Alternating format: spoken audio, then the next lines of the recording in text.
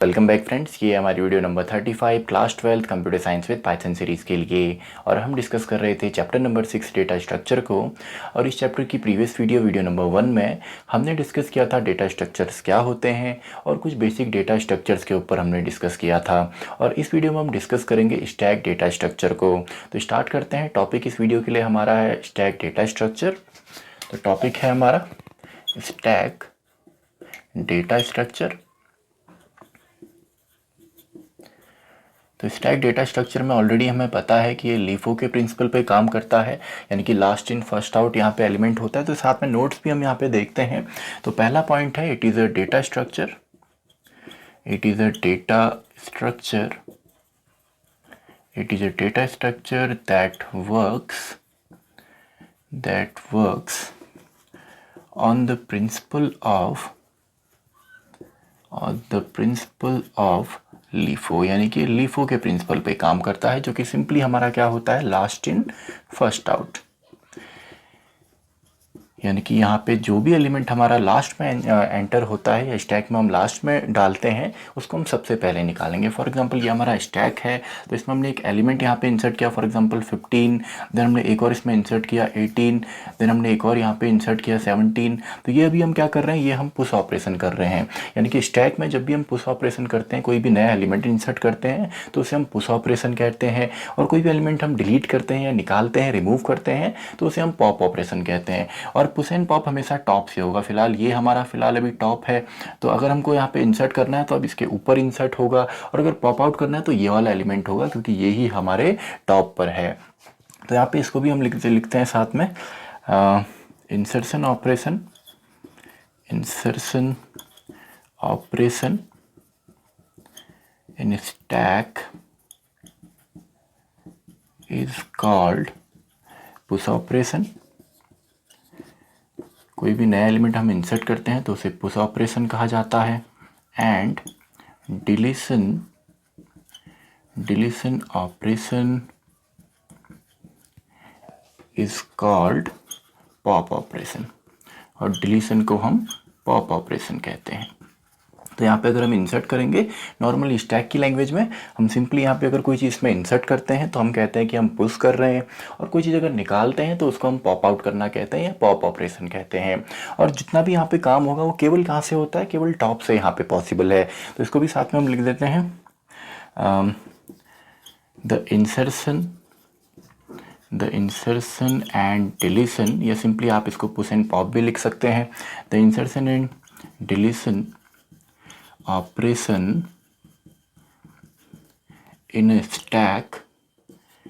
stack can only be done from top of stack। तो top से ही केवल हम इंसर्शन एंड डिलीशन यहाँ पे परफॉर्म करते हैं। तो ये तो आपके कुछ जनरल पॉइंट्स हैं, इनको आप देखेंगे। तो स्टैक में हमेशा आपका कोई भी चीज़ अगर हम इंसर्ट करते हैं, कोई नया एलिमेंट हम डालते हैं, फॉर एग्जांपल मैंने यहाँ पे 12 डाला, तो ये मैं क्या कर रहा हूँ, ये मैं पुश ऑपरेशन यहाँ पे कर रहा हूँ। और मान लीजिए 12 यहाँ पे डाला, अब इसी को अगर हमने निकालना है तो ये आपका पॉप ऑपरेशन है, यानी कि हम पॉप आउट कर रहे हैं, स्टैक में से कोई एलिमेंट हम निकाल यहाँ पे रहे हैं। तो ये तो सिंपल है। कुछ और टर्म्स यहाँ पे हैं जो कि काफ़ी बार यूज़ होती हैं। फॉर एग्जाम्पल यहाँ पे एक है पीक करना।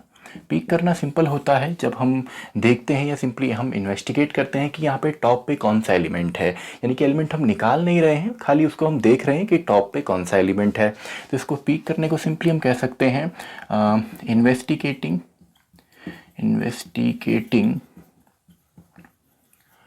टॉप, या simply top element of stack without removing it. तो ये आपका पीक करना कहलाता है। इसके अलावा हमारा यहाँ पे है स्टैक ओवरफ्लो या अंडरफ्लो। तो ओवरफ्लो सिंपली क्या होता है, ये तो जब आपका स्टैक की जो लेंथ है वो फिक्स होती है, यानी कि अगर हम इसकी लेंथ फिक्स कर देते हैं, मान लीजिए हमने एक स्टैक बनाया जिसमें कि केवल हमारे 4 एलिमेंट आ सकते हैं या 10 एलिमेंट आते हैं, तो अगर हम सिंपली यहाँ पे 10 की जगह 10 की जगह 11th एलिमेंट उसमें हम इंसर्ट करते हैं, तो सिंपली ओवरफ्लो हमको मिलता है। यानी कि हम कहते हैं कि स्टैक में ओवरफ्लो हो रहा है, यानी कि उसमें जगह नहीं है, फिर भी हम इंसर्ट कर रहे हैं। तो इसको हम सिंपली लिख सकते हैं इसको हम लिख सकते हैं when space या simply length of stack exceeds the given limit। तो गिवन लिमिट से अगर वो एक्सीड करता है तो सिंपली उसको हम ओवरफ्लो कहते हैं। ऐसे ही हमारा अंडरफ्लो भी है। तो अंडरफ्लो भी हमारा सिंपल है। अंडरफ्लो हमारा क्या होगा, जब इसमें स्टैक आपका एम्प्टी है यानी कि स्टैक में कोई भी एलिमेंट नहीं है और फिर भी हम इसमें से पॉप ऑपरेशन कर रहे हैं, यानी कि फिर भी हमको अगर डिलीट करना है तो डिलीट होगा नहीं। तो इसमें तो वैसे हम सिंपल बोल सकते हैं कि स्टैक हमारा एम्प्टी है यानी कि खाली है, लेकिन इसकी लैंग्वेज में यहाँ पे अंडरफ्लो बोला जाता है। यानी कि इसको हम लिख सकते हैं when we try to delete from an empty stack, it results in stack underflow, यानी कि स्टैक अंडरफ्लो वहाँ पे होगा। तो इसके एग्जांपल तो सिंपल है, एग्जांपल ऑलरेडी आपको पता है। जैसे हम यहाँ पे प्रिंटर में आप प्रिंटिंग करते हैं तो उसमें पेजेस जो आप रखते हैं, पेजेस का स्टैक जो आप रखते हैं वो टॉप से ही आपका प्रिंट होता है।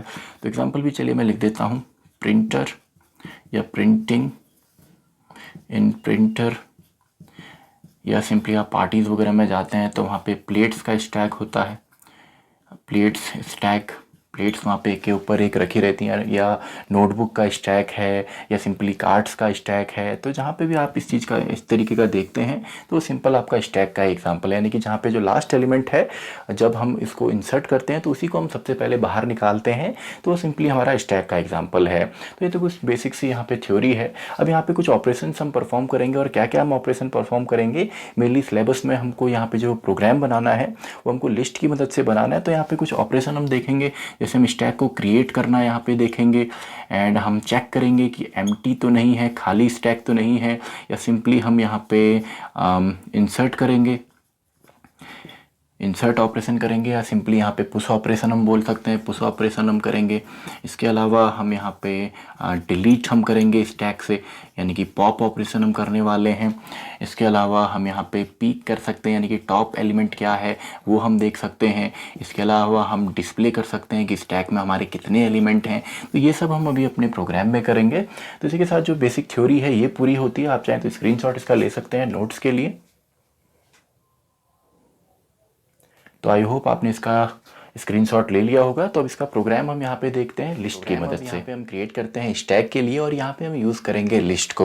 तो सबसे पहले हम देखते हैं एक एम्प्टी स्टैक जो है वो कैसे क्रिएट किया जाता है। तो एम्प्टी स्टैक जो है वो सिंपल है, यानी कि सिंपली हमको एक लिस्ट यहाँ पे लेनी है जिसमें कोई भी एलिमेंट फिलहाल नहीं होगा। तो इसका सिंटेक्स तो काफ़ी सिंपल है। फॉर एग्जाम्पल हमने यहाँ पे एस नाम का स्टैक लिया एंड इसमें हमने कुछ इस तरीके से किया। तो ये क्या है, एक एम्प्टी लिस्ट है, यानी कि एक एम्प्टी स्टैक इसको हम बोल सकते हैं। तो ये स्टेटमेंट तो हम लिखेंगे, लेकिन सबसे पहले हर एक ऑपरेशन के लिए, भले हमको इंसर्ट करना हो, डिलीट करना हो, उन सभी के लिए हम एक फंक्शंस यहाँ पे क्रिएट करेंगे, यानी कि हर एक के लिए अलग अलग फंक्शंस हम क्रिएट करेंगे ताकि उनको हम कॉल कर सकें।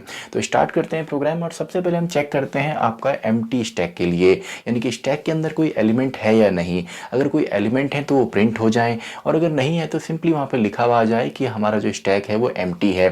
तो स्टार्ट करते हैं। सबसे पहला फंक्शन जो हमारा प्रोग्राम में बनेगा, तो इसमें हमने लिख दिया डेफ, और एक फंक्शन हम क्रिएट करते हैं एम्प्टी चेक कर रहे हैं। तो सिंपली हम यहाँ पे लिख देते हैं इज एम्प्टी। तो ये हमारा फंक्शन का नेम है। तो सिंपल हमको यहाँ पे चेक क्या करना है कि स्टैक हमारा एम्प्टी है या नहीं है। तो स्टैक मान लीजिए आगे हम एस नाम से ही लेंगे। तो सिंपली हम यहाँ पे कंडीशन लगा सकते हैं इफ़, जो कि सिंपली यहाँ पे आपका इंटेंट पे आएगा। आपको ऑलरेडी पता है कोलन के बाद कोई भी चीज़ आती है तो इंटेंट पे आती है। तो इफ़ अगर एस इक्वस टू हमारा यहाँ पे जो है एम्प्टी है, यानी कि कुछ इस तरीके से आता है, अगर उसके अंदर कोई भी वैल्यू नहीं है तो एम्प्टी होगा। तो ऐसा अगर एम्प्टी होता है तो सिंपली हमको क्या प्रिंट करना है कि स्टैक हमारा एम्प्टी है। अब यहाँ पे आपने बेसिक जो चीज़ें, इसमें कंफ्यूज नहीं होना है, जैसे सिंगल इक्वल टू नहीं यूज़ करना, वरना वो असाइनमेंट ऑपरेटर वहाँ पे बनता है। तो आपने ये बेसिक सी गलतियाँ नहीं करनी है। तो सिंपली हम यहाँ पे लिख देते हैं, ये भी आपका इंटेंट में आएगा, प्रिंट का जो पी है ये लोअर केस में आएगा। फिलहाल तो मैं इंग्लिश में लिख रहा हूँ इसलिए बड़ा मैंने लिखा है, लेकिन हर चीज़ यहाँ पे लोअर केस में लिखनी है। तो यहाँ पे सिंपली हम प्रिंट कर देंगे एम्प्टी स्टैक, यानी कि अगर स्टैक के अंदर कोई भी एलिमेंट नहीं है तो सिंपली वो एम्प्टी स्टैक है। वरना आप चाहें तो प्रिंट भी करा सकते हैं। इसके साथ आप लिख देंगे एल्स नहीं तो सिंपली मान लीजिए आगे हम एक फंक्शन क्रिएट करेंगे जिसका नाम हम डिस्प्ले मान लीजिए हम देने वाले हैं। तो डिस्प्ले फंक्शन को हम यहीं से कॉल कर लेते हैं और सिंपली इसके अंदर जो एलिमेंट है स्टैक के अंदर वो डिस्प्ले हो जाएंगे। तो यहाँ से हमने डिस्प्ले फंक्शन को मान लीजिए कॉल कर दिया, जो कि अभी हम क्रिएट करने वाले हैं। तो सिंपल है, पहला फंक्शन क्रिएट हो गया। ये क्या चेक करेगा? ये सिंपली चेक करेगा कि स्टैक के अंदर एलिमेंट है या नहीं है। तो एम्प्टी के लिए हो गया। तो अब हम यहाँ पे नेक्स्ट यहाँ पे क्रिएट करते हैं जिसमें हम सिंपली स्टैक के अंदर डेटा को इंसर्ट करेंगे या एलिमेंट को इंसर्ट करेंगे। तो नेक्स्ट फंक्शन हम क्रिएट करते हैं डेफ, एंड इसमें हम लिख देते हैं स्टैक में हम पुश ऑपरेशन परफॉर्म कर रहे हैं या इंसर्ट ऑपरेशन परफॉर्म कर रहे हैं। तो एस पुश नाम से हमने एक फंक्शन यहाँ पे क्रिएट कर दिया। अब देखिए हम इसमें हमको एलिमेंट को इंसर्ट करना है। तो एलिमेंट को इंसर्ट करना है तो जब इस फंक्शन को हम कॉल करेंगे तो एक वैल्यू भी वहाँ से आनी चाहिए जिसको कि हम इंसर्ट करेंगे। तो सिंपली एक वेरिएबल यहाँ पे ले लेते हैं, मान लीजिए एलिमेंट या आइटम हम ले लेते हैं जिसको हम सिंपली इंसर्ट करेंगे। तो हमने आइटम यहाँ पे एक्सेप्ट किया, यानी कि एक वैल्यू यहाँ पे एक्सेप्ट करी फंक्शन पे। तो इसको सिंपली इंसर्ट करना है। तो इंसर्ट करने के लिए आपको पता है अगर लिस्ट में हमने कोई भी चीज़ इंसर्ट करनी होती है तो हम अपेंड फंक्शन को यूज़ करते हैं। और अपेंड फंक्शन आपको ऑलरेडी पता है ये क्या काम करता है, ये लिस्ट के लास्ट पे एक नए एलिमेंट को इंसर्ट करता है। तो यहाँ पे सिंपल यही काम हम करेंगे।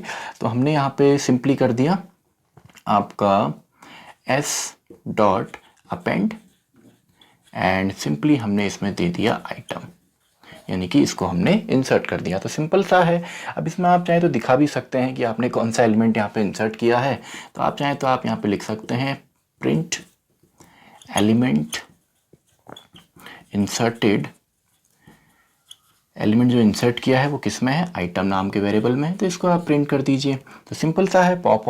पुश ऑपरेशन केवल इतना ही हमारा है। तो अब हम क्रिएट करते हैं पॉप ऑपरेशन, यानी कि डिलीट करने के लिए। तो डिलीट करने के लिए भी सिंपल है डेफ। तो इसको हम लिख लेते हैं एस पॉप, यानी कि पॉप ऑपरेशन।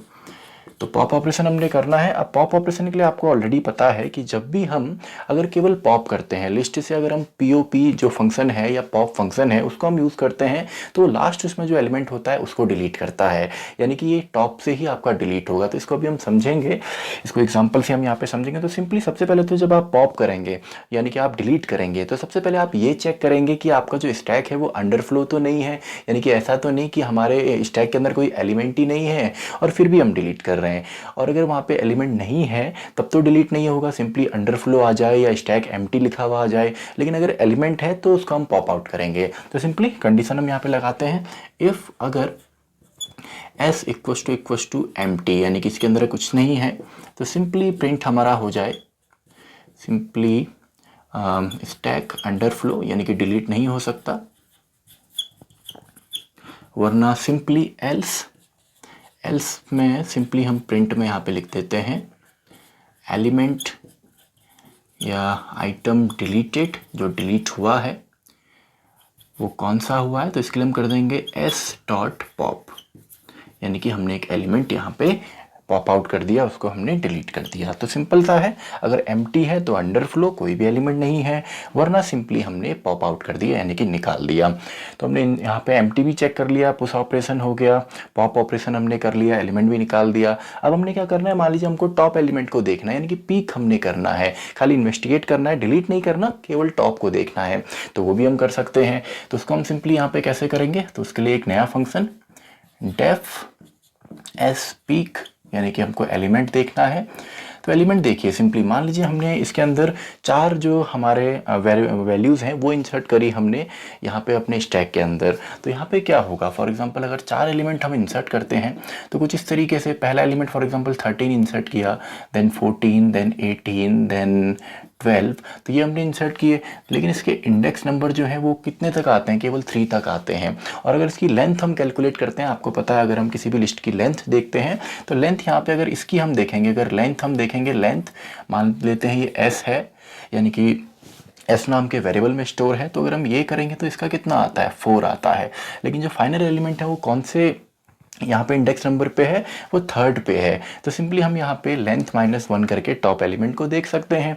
तो सिंपली सबसे पहले तो आप यहाँ पे भी चेक कर सकते हैं कि स्टैक जो है एम्प्टी तो नहीं है, वरना आपका टॉप होगा ही नहीं, वहाँ पे कोई भी एलिमेंट उसमें नहीं होगा। तो चेक तो आप हर इसमें कर सकते हैं, यानी कि if stack equals to empty, तब तो आप सिंपली यहाँ पे प्रिंट कर देंगे एम्प्टी स्टैक वरना सिंपली एल्स आप यहाँ पे प्रिंट कर दीजिए टॉप इज या टॉप एलिमेंट इज, जो कि सिंपली हमारा होगा स्टैक लेंथ ऑफ s-1, यानी कि इसकी जो लेंथ है वो यहाँ पे आएगी। फॉर एग्जांपल अगर 4 ही एलिमेंट हैं तो लेंथ यहाँ पे कितनी आ जाएगी 4 - 1 यानी कि 3। तो S3 पे जो एलिमेंट होगा वही हमने इसमें लास्ट में अपेंड किया होगा, यानी कि वही हमारा टॉप पर होगा। तो ये हो गया आपका S पीक, यानी कि सिंपली हमने यहाँ पे ये भी देखा कि टॉप एलिमेंट कौन सा है। अब फाइनली इसको हम डिस्प्ले करते हैं। तो डिस्प्ले करने का भी सेम तरीका है, क्योंकि डिस्प्ले नाम से ही हमने यहाँ पे फंक्शन को भी कॉल किया। अगर एम्प्टी नहीं होता है तो हमने डिस्प्ले को कॉल किया, या उस फंक्शन को डायरेक्टली भी हम कॉल कर सकते हैं। तो नेक्स्ट हम यहाँ पे क्रिएट करते हैं डिस्प्ले फंक्शन। तो डिस्प्ले हमने करना है, तो डिस्प्ले करने का भी तरीका सिंपल है। अब देखिए आप यहाँ पे डिस्प्ले में भी आप चेक कर सकते हैं कि एम्प्टी तो नहीं है, एम्प्टी नहीं होगा तभी डिस्प्ले आपको करना है। तो आप यहाँ पे भी सेम काम करेंगे। If s equals to empty, तो सिंपली आप यहाँ पे लिख देंगे प्रिंट। ये आपका इंटेंट में आएगा। ये जो इफ़ है ये इस फंक्शन के इंटेंट में है, एंड जो आपका ये प्रिंट है ये इफ़ के इंटेंट में है। तो यहाँ पे सिंपली आपने लिखना है एम्प्टी स्टैक या कैन नॉट बी डिस्प्ले या अंडरफ्लो, वरना एल्स सिंपली आप इसको डिस्प्ले करेंगे। तो इसमें हम यूज़ करते हैं फॉर लूप को, फॉर एक्स इन रेंज। तो हमको देखिए यहाँ पे प्रिंट क्या करना है। अब देखिए मान लीजिए अगर हम यही 4 यहाँ पे इंसर्ट करते तो हमको सबसे पहले इसको यहाँ पे प्रिंट करना होता, then this then this then this, तो ये हमको प्रिंट करने होते। तो सिंपली हमको कहाँ से प्रिंट करना है, 3 से प्रिंट करना है। अगर हम मानते हैं कि हमने अपने स्टैक में जो है 4 एलिमेंट इंसर्ट किए हैं, तो इसकी लेंथ कितनी आती, 4 आती। तो हमको प्रिंट क्या करना है, सबसे पहले 3 देन 2 देन 1 देन 0। तो सिंपल है, आप फॉर लूप में इसको रखिए। किस तरीके से, सबसे पहले ये चले आपका लेंथ ऑफ s-1, यानी कि इसकी मदद से 3 यहाँ पे आ जाएगा, या जो भी इसका साइज़ है 2 है तो 2 आ जाएगा। इसके अंदर 5 एलिमेंट अगर टोटल होते हैं तो ऑटोमेटिकली 4 यहाँ पे क्रिएट हो जाएगा। तो लेंथ ऑफ स्टैक या सिंपली लिस्ट -1 यहाँ से चलेगा। और उसको जाना कहाँ तक है, 0 तक जाना है, ये तो कंफर्म है। तो 0 तक जाना है तो एक पहले ये रुकता है, आपको ऑलरेडी पता है। तो इसको हम -1 तक चलाएंगे ताकि एक कम यहाँ पे आए, यानी कि अगर हम -1 लिखते हैं तो 0 पे ही रुकेगा। अगर हम 0 लिखते हैं तो सिंपली 1 पे ही रुक जाएगा। तो 1 तक ही एलिमेंट प्रिंट होंगे, लेकिन हमको पूरे एलिमेंट प्रिंट करने हैं। तो -1 तक ये जाए, यानी कि 0 तक जाए। एंड हमको क्या करना है, सबसे पहले आपका यहाँ पे 3 बनने वाला है, देन इसको 2 बनाना है। तो क्या हमने करना है, -1 करना है। तो यहाँ पे सिंपली हमने -1 कर दिया। तो ये तो आपको ऑलरेडी आता है, क्योंकि हमारे जो यहाँ पे इटरेटिव स्टेटमेंट हैं या लूप्स हैं ऑलरेडी हम डिस्कस कर चुके हैं। तो ये हमने किया। अब सिंपली आप इसको प्रिंट कर दीजिए। तो प्रिंट हमने किया s ऑफ x को, यानी कि स्टैक को।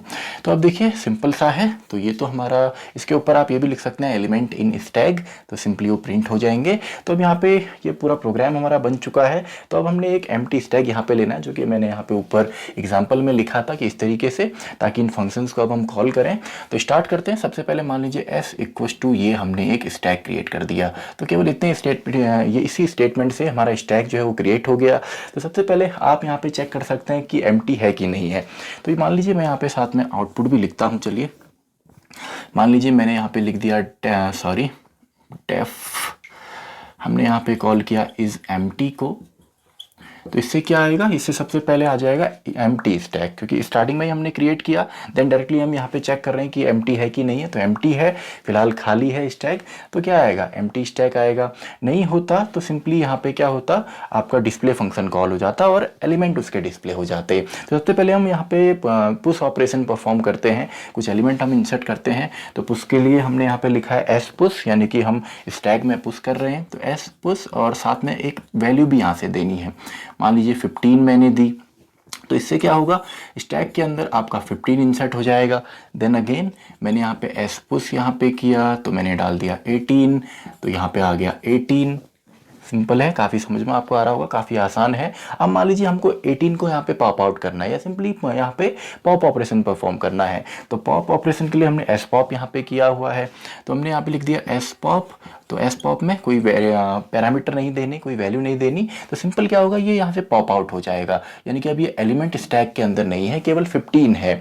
तो अब अगर आप दोबारा इंसर्ट करते हैं, यानी कि एस पुश हमने यहाँ पे किया, मान लीजिए 21, तो यहाँ पे आ गया 21 और यहाँ पे एक टाइम पे 18 भी था। तो अगर आप जस्ट एस पुश के बाद ही यहाँ पे इसको सीधा डिस्प्ले करेंगे तो दोनों आपके आएंगे, यानी कि 18 भी आता, 15 भी आता। लेकिन अब यहाँ पे अगर इस सीक्वेंस में करें तो आउटपुट हमारा क्या जनरेट होगा ये भी हम देखेंगे, क्योंकि आउटपुट सेम हमारा जनरेट होने वाला है। तो एस पुश ऑपरेशन दोबारा हमने किया, 22 हमने किया। अब यहाँ पे मान लीजिए हमको सिंपली अब फाइनली हमको डिस्प्ले करना है, तो आप डिस्प्ले भी कर सकते हैं या आप इज एम्प्टी भी कर सकते हैं, क्योंकि अब एम्प्टी में ये तो चलेगा नहीं, तो डिस्प्ले यहाँ से हमारा कॉल हो जाए या डायरेक्टली आप कॉल कर दीजिए तो भी कोई प्रॉब्लम नहीं है। तो यहाँ पे हमने सिंपली कर दिया, सिंपली चलिए डिस्प्ले को ही कॉल कर लेते हैं। तो डिस्प्ले हमने किया, तो यहाँ पे देखिए इसके बाद 21 हमने यहाँ पे इंसर्ट किया, 21 हमने यहाँ पे इंसर्ट किया था, 15 देन 18 को हमने पॉप किया, देन 21 था तो 21, देन हमने 22 भी डाला तो 22। तो ये हमारा हो गया। अब जैसे हम डिस्प्ले करेंगे तो सबसे पहले यहाँ पे क्या प्रिंट होगा, 22, देन हमारा स्टैक में है 21, देन हमारा स्टैक में है 15। इसके अलावा अगर आप यहाँ पे ये देखना चाहते हैं, आप पीक यहाँ पे करना चाहते हैं तो वो भी आप कर सकते हैं। तो सिंपली एस पीक से हमने यहाँ पे लिखा है, तो एस पीक हमने यहाँ पे लिखा। तो एस पीक से सबसे पहले जो टॉप में एलिमेंट है वो प्रिंट होगा। टॉप में कौन सा एलिमेंट है, 22 है, तो यहाँ पे 22 आ जाएगा। फिलहाल ये पूरा लिखा हुआ आएगा, टॉप इज़ 22, तो टॉप इज़ 22 वहाँ पे आने वाला है।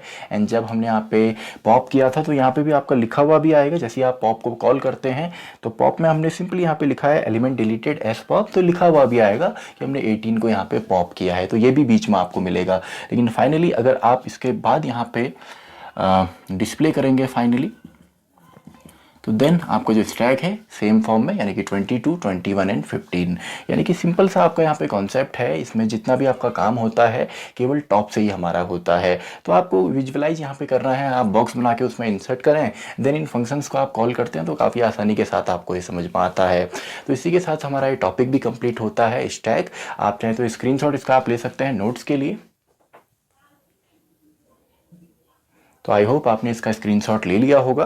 तो इसी के साथ हमारी ये वीडियो भी खत्म होती है, वीडियो नंबर 35। तो मैं मिलता हूँ आपसे अगली वीडियो में, वीडियो नंबर 36।